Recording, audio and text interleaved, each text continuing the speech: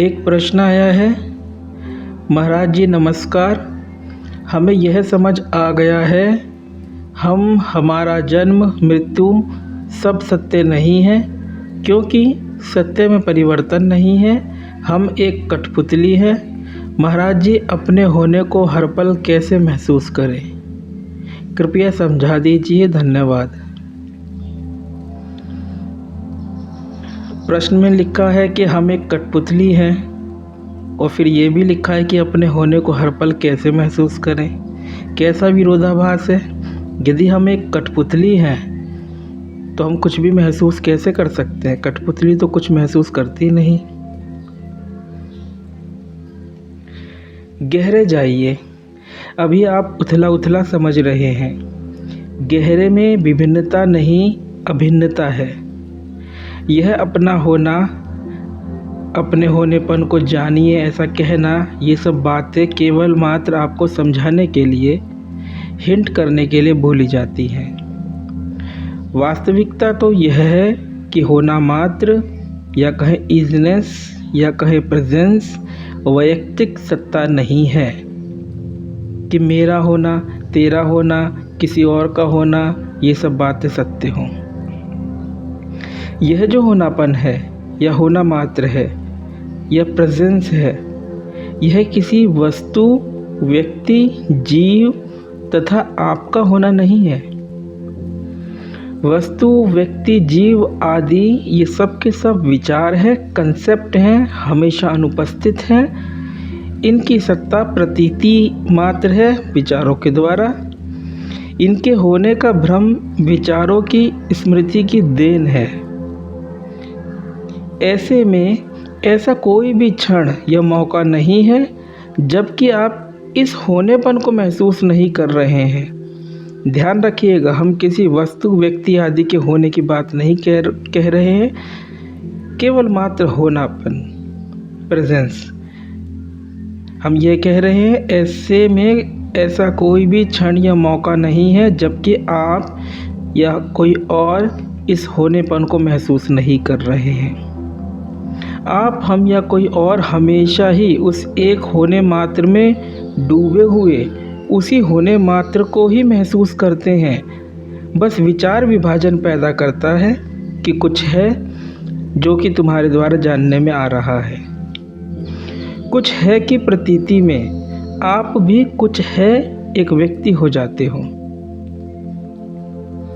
क्योंकि कुछ को भी जानने की प्रतीति में जब आपने उस कुछ है को मान्यता दी कि हाँ अमुक विषय वस्तु आदि अपनी स्वतंत्र सत्ता लिए हुए मौजूद है, तो वह कुछ हमेशा ही लिमिटेड होता है, सीमित होता है, तथा सीमित को सीमित ही जान सकता है, असीमित कदापि नहीं। अतएव सीमित विषय वस्तु की हैपन की प्रतीति के कारण आपको खुद की सत्ता भी आपको अनुभूत होगी सीमित, कि मैं शरीर हूँ या मैं शरीर के भीतर हूँ। अभी हमने पूर्व में जो कहा कि आप, हम या कोई और उसी एक तत्व को, होने मात्र को महसूस कर रहे हैं, तो ऐसा कदापि मत समझ लीजिएगा कि यह महसूस करना या कहीं अनुभव करना कोई विषयगत अनुभव है जिसमें कि दृष्टा एवं दृश्य का विभाजन हुआ करता है। वास्तविकता तो यह है कि हम सभी कुछ और अनुभव कर ही नहीं रहे हैं, लेकिन स्वयं से अभिन्न वह सत्ता जो है वह ही अनुभव कर रहे हैं, लेकिन उसका पता नहीं चल रहा है, क्योंकि यह कोई विषयगत अनुभव नहीं है कि इसकी व्याख्या विचार करें। यह स्व से स्व का अनुभव है, इंटीमेट है, अंतरंग है, तथा उत्पन्न किया हुआ अनुभव नहीं है। इस बात को आप यूं समझें जैसे कि आप कोई एक फिल्म देख रहे हैं, तो क्या निरंतर अबाध रूप से आप स्क्रीन नहीं देख रहे हैं? फिल्म देखते हुए क्या कोई भी ऐसा क्षण है कि आपने स्क्रीन नहीं देखी हो? होता क्या है? होता यह है कि हम फिल्म में इन्वॉल्व हो जाते हैं और स्क्रीन को देखते हुए भी नहीं देखते। हम फिल्म में क्यों इन्वॉल्व हो जाते हैं? हम फिल्म में सिर्फ इसलिए इन्वॉल्व हो जाते हैं क्योंकि विचारों के द्वारा प्रतीति करते हैं कि फिल्म का देश काल, टाइम एंड स्पेस सच्चा है, पात्र सचमुच ही वहाँ चल फिर रहे हैं, घटनाएं घट रही हैं। विचार यदि ना हो तो फिल्म भी नहीं होगी, क्योंकि फिल्म का होना एक एक्सपीरियंस है, ऑब्जेक्टिव एक्सपीरियंस है, विषयगत अनुभव है। आप हमेशा ही अपने एक्सपीरियंस को जान रहे हैं, बस विचार उस एक्सपीरियंस की व्याख्या, इंटरप्रिटेशन फिल्म के रूप में कर रहा है।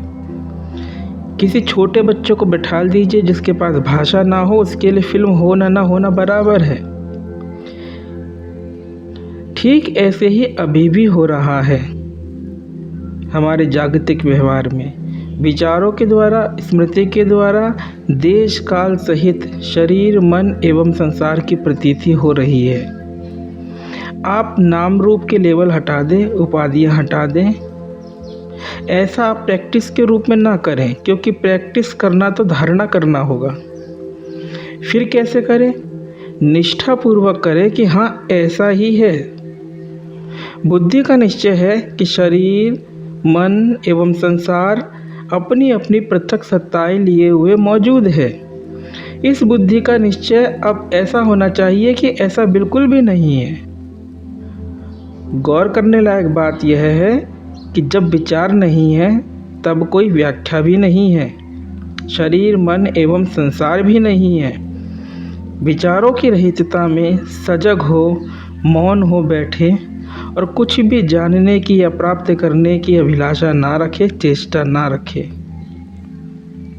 विचारों की रहितता में आप भी मिटे हुए हैं, नैसर्गिक रूप से। देश काल भी नहीं है। गलती हमसे यह होती है कि एक क्षण को भी देह भाव से ऊपर उठने को हम तैयार नहीं हैं। हम ऐसा सोच के बैठते हैं, जब हम ऐसे कुछ अभ्यास करते हैं, जैसे हमने बोला कि मौन होकर के बैठे, तो हम ऐसा सोच के बैठते हैं कि कमरा है, कमरे में मैं हूँ और मैं अपने होनेपन को अनुभव करूँगा। बस ये सब मिथ्या बातें हैं। विचारों के अभाव में कुछ भी नहीं है, व्यक्ति भाव भी नहीं है। आप मौन हो जाइए, अपनी बुद्धि को भी छोड़ दीजिए, अपनी आध्यात्मिक आकांक्षाओं को भी कि मैं ध्यान करूँगा, मैं मोक्ष प्राप्त करूँगा, तिलांजलि दे दीजिए और सहज होकर रहिए।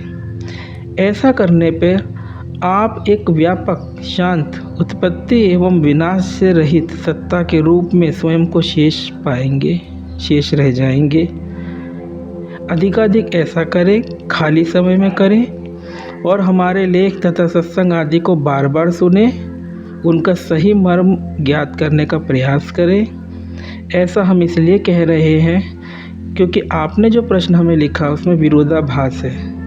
आप लिखते हैं कि हम एक कठपुतली हैं और फिर ऐसा भी लिखते हैं कि अपने होनेपन को हर पल कैसे महसूस करें। तो ज़रा विचारिए कि यदि आप कठपुतली हैं तो क्या कठपुतली कभी भी कुछ भी अनुभव कर सकती है? नहीं कर सकती।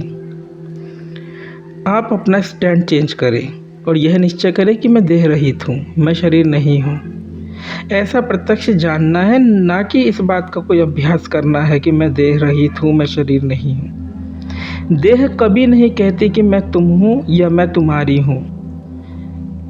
ये वन साइडेड अफेयर है हमारी तरफ से, हम ही कहते हैं। जैसे और वस्तुएं हैं वैसे देह भी एक वस्तु है। कठपुतली यदि कोई है तो वह देह और मन है, मैं नहीं। तो मैं कौन हूँ? मैं बस हूँ, यह है मात्र हूँ, देश से रहित, काल से रहित, उपस्थिति मात्र हूँ, होश मात्र हूँ।